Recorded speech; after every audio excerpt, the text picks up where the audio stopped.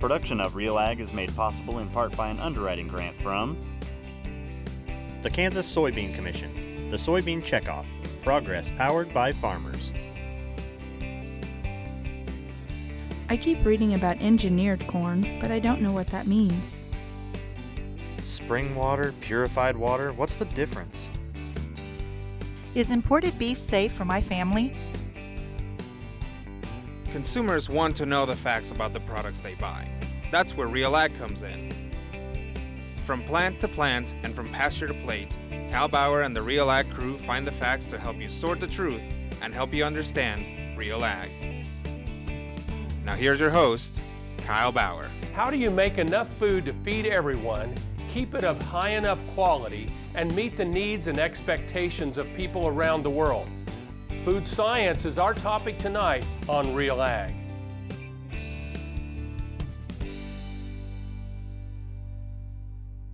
When someone says food science, what exactly does that mean?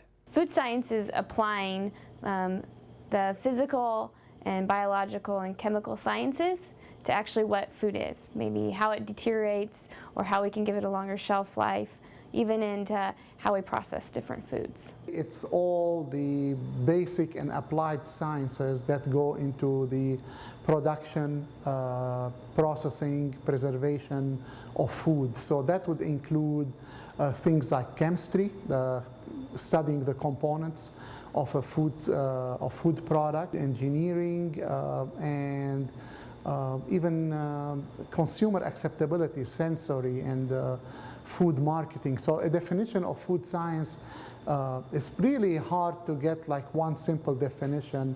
You define it as all the sciences that, basic sciences that are involved into the production and processing of food products.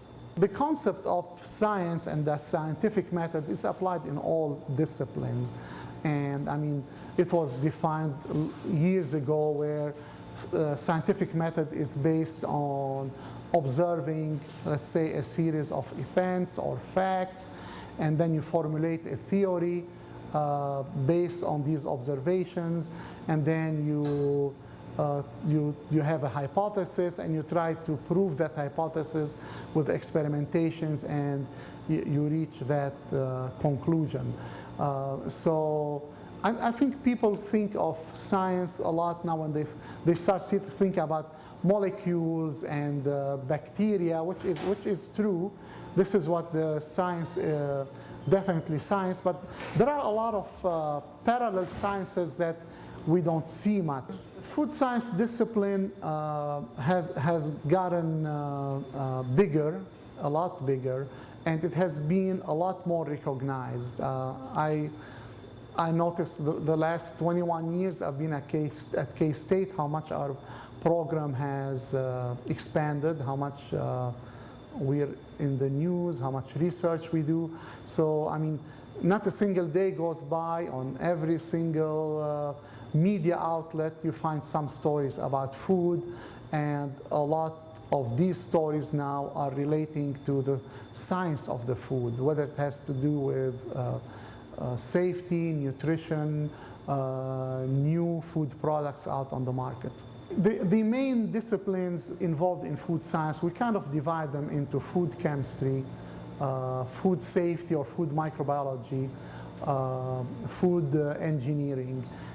So these are the main disciplines, but the applications of those can go into quality assurance, into food safety, food analysis, or research and development of food products.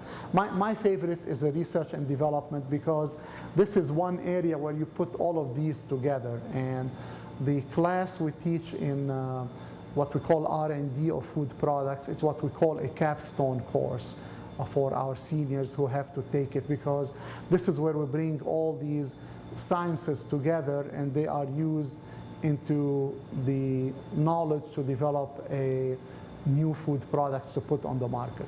A food scientist as we've talked about, it's going to have that science background, but they don't always look at science, because as you look at the production of food, there's a lot of different areas that are involved. A lot of times it's a large processing facility, so you're going to have a bit of an engineering background to be able to understand how it flows through the whole building from the raw product to the finished. You also have to have an understanding of even the financial side of things, so it's good to have a business sense to you, because when you're making a food product for a company, you have to understand what is your budget? How much can I produce this food for? And then what are we going to sell it for? Are we going to have any margins? So when you look at food science, you're not just looking at the science part. You have to have a pretty good basic knowledge of kind of the business sense and how food is processed. Science continues to advance, but what do we gain when we apply science to food? Food is a basic necessity. And with an increasing number of people on Earth and, of course, dwindling resources, there's a lot of reasons to look at the food production and processing in a scientific way. First of all, to make sure the products are nutritious, to make sure they are safe, to make sure they are acceptable. So, I mean, even from the dawn of civilization, when humans were preserving foods one way or another, they were using scientific principles. Maybe they did not realize that. You take a simple example of salting fish, okay? And people would salt fish, they would know it would preserve it. Now, the concept, we look at it in what is called water activity. It's a concept of, relating to how much available water there is in a food product for microbial growth and chemical reactions. So when you add salt to a food product, it does lower that water activity to a point where microbes cannot grow, and that is science. There are factors that play into it that could help improve and make the product even better. You know, just knowing the safety behind it. For example, I work a lot with food preservation, home food preservation, and how you handle that food, how you cook that food, how it's cut up, and things like that can make a difference in the end as to how long it's going to stay on the shelf, how safe it's going to be. And so it's not as simple as just putting food in a jar and putting a lid on it. There's a lot of things that need to be done and need to be paid attention to in order to make it safe. I think a lot of consumers don't realize the scale of the food processing industry. We walked into a bakery the other day that is a national bakery, and it was amazing. Like in every 8 minutes, they produce enough bread, which is the weight of a small Volkswagen, in 8 minutes. And the cooling area for that bread is as big as a 2-3 story building. So I think a lot of consumers do not realize the scale of operations here, and also the science and the attention it takes to make products safe and appealing and nutritious to consumers. So scale is one of it that consumers do not realize a lot of times. And second, the whole science that goes into making the product safe. There's a lot of science in it. It's not cooking. And that's what I keep emphasizing to students. We start in here on those counters, developing a new food product based on a certain formulation. But by the time you scale up these formulations, there's a lot of things to be taken into consideration. Consumers want quality and consistency. Food experts call this quality assurance. What I have here is what we call a refractometer. This is a tabletop one, and we have a handheld one, which is used a lot in quality assurance and food production. And what this gives you is what we call the percent soluble solids, or what's referred to sometimes percent bricks. And I'll give you a simple example to check the maturity of fruits and vegetables. For example, people or QA or growers would go out with a small tool like this. They may pick a grape from the vine and squeeze it, get the juice out here, and they look in this eyepiece, and it gives you what % of soluble solids, and gives you an index then of how mature the fruit is. And that's used quite a bit in the wine industry. It's used in the potato chip industry because the % of sugars will affect the taste, the browning reactions eventually. So other than in growing, it's also used in processing.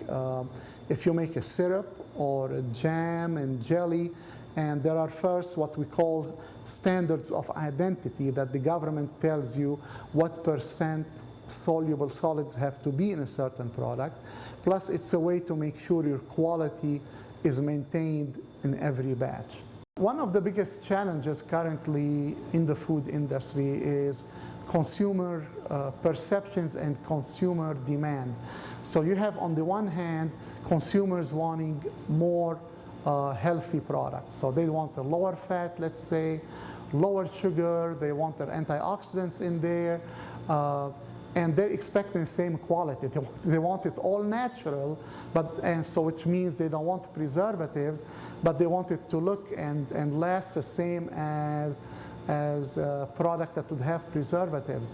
So it's really hard to satisfy these consumer demands and perceptions without changing a lot of product processing.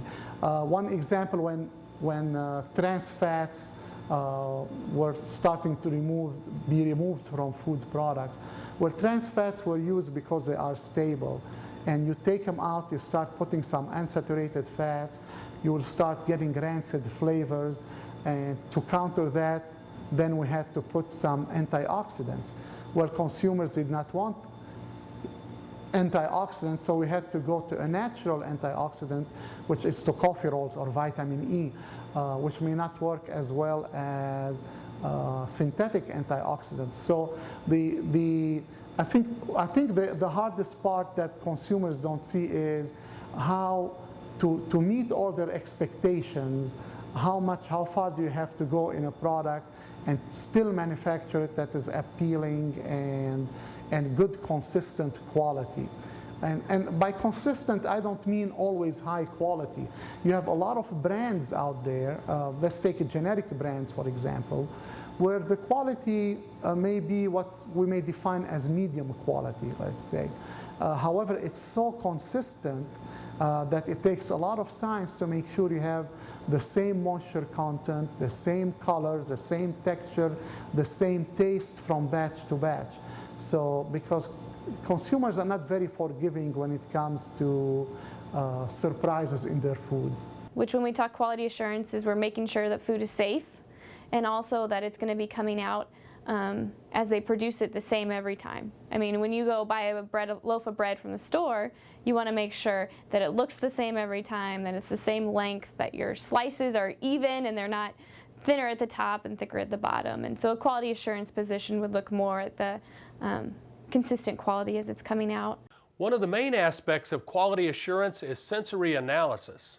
A sensory evaluation of food product, I mean, that is a science where you have to deliver certain tests, test consumers' acceptability and do a lot of statistics and change, let's say, product properties to match what you're expecting the product to deliver.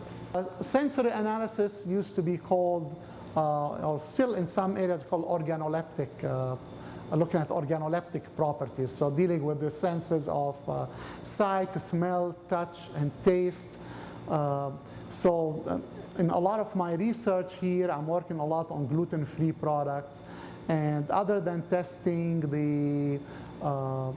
the chemistry of it, we always test them on consumers. So in sensory science, we look at kind of different tests. There are tests that we train a panel to do what we call a descriptive analysis. For example, on the gluten-free products, we are working with sorghum-based food. And one of the things we wanted to find out is whether the product stales faster or slower. and there is no scientific method to test the staling. Some scientists we depend on looking at texture analysis, how hard that texture, like texture analyzer you see in this lab, how hard the bread is getting. But you can train a panel. What we do, we get fresh bread, we let it sit for 3 days, 1 week, 10 days, and we get them develop a description of what stale is and do certain numbers, how stale that is. So then we use them as an instrument to measure the staling. And then later on, other than this, we do what we call consumer tests. You know, we have a dairy bar down there, we have an ice cream store, so we give people a free ice cream coupon, and you can get them to taste anything you want them to taste. And that would become what we call an acceptability test, where we ask them to see how acceptable it is, and also to see how stale it is. So that would all fall under the area of sensory analysis. Food scientists are employed by companies to improve their products and to create new ones. I get a lot of times, are you going to work in a cafeteria or manage like the school cafeteria? Maybe are you going to manage a grocery store, or are you going to do nutrition for a hospital? And while I would feel I'd be qualified for all of those positions, I feel that my training was actually a lot higher of a level than maybe some of those positions. Companies do employ food scientists in large numbers, and what a food scientist does at a company depends on the company needs and the food scientist training. One of the best jobs I would think would be in research and development. So we have students working at a variety of food companies developing new food products. We'll have quite a few in quality assurance, some in regulatory affairs, food safety and microbiology. So they can be in production. Some of them run production lines. So a lot of companies employ food scientists. They're constantly looking for food scientists, and it's an area that I believe will continue to grow. I think food science is becoming more aware to the public. As food shows get to be larger on TV, people realize that food science is an option. I also see that we see more need in the industry. We can boost 100% job placement, and that's because there's more jobs in the industry than we can put out scientists. They need more than what we can put out. There's also research and development positions where you're looking more at problem solving or even creating new products. So for example, I interned with Tyson Foods, and so when I was there, we were looking at just bigger issues. I'd say the sodium reduction was a very big issue. So in research and development, I was looking at sodium reduction, or you could look at maybe they have a shelf life issue that's coming up in the grocery store. So that would come normally back to research and development to say, okay, it's not meeting its shelf life. How can we help it either go longer, or do we need to reduce that shelf life? My first job was working in an ice cream production facility. And so I worked in quality control, quality assurance, and my main focus was making sure that the cartons were filled with the proper amount of ice cream, making sure they're getting the proper amount of ingredients such as nuts into the ice cream.